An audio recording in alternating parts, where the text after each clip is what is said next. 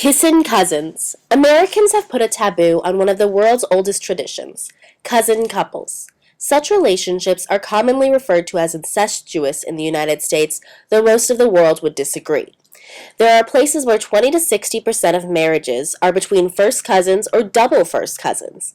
Famous members of cousin couples include Charles Darwin, Albert Einstein, and Edgar Allan Poe. In 24 states, marriage between first cousins is illegal because of the genetic risk to potential offspring. Most of these laws were brought about around the Civil War or immediately after. The laws are generally geared towards immigrants and the rural poor, unlike in Europe, where the majority of cousin couples are aristocrats. Science is going to side with the rest of the world on this one.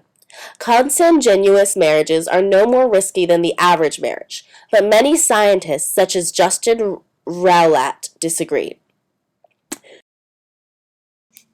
There are hundreds of different recessive genetic disorders, many associated with severe disability and sometimes early death, and each caused by a different variant gene. We all have 2 copies of every gene. If you inherit one variant gene, you will not fall ill. If, however, a child inherits a copy of the same variant gene from each of its parents, it will develop one of these illnesses. But according to new studies, the risk is about the same as when a woman over 40 gives birth. Diane B. Paul explains.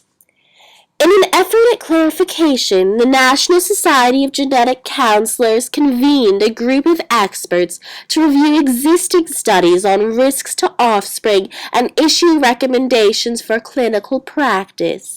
The report concluded about the risks of a first cousin union were generally much smaller than assumed, about 1.7 to 2% above the background risk for congenital defects, and 4.4% for pre-reproductive mortality, and did not warrant any special preconception testing.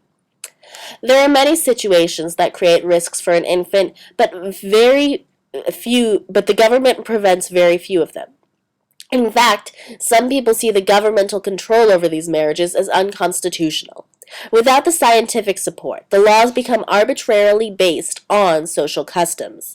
Genetic expert Hamish B. Spencer has further said, statistics on the risks associated with cousin marriages are necessarily averages across many traits, and they are likely to be different for different populations, which will often vary in the frequency of particular deleterious alleles. No universal number can be applied to the genetic risk of cousin marriages, though we can still approximate.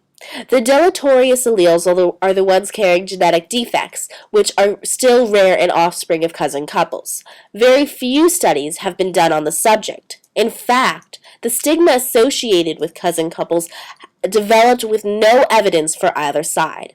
While further research is necessary, the risks are sufficiently lower than other situations. Mothers over 40, mothers with Parkinson's, etc. Cousin couples aren't a big risk to the genetic pool. To catch up with the rest of the world, Americans are just going to have to get over kissing cousins. Time 3:38.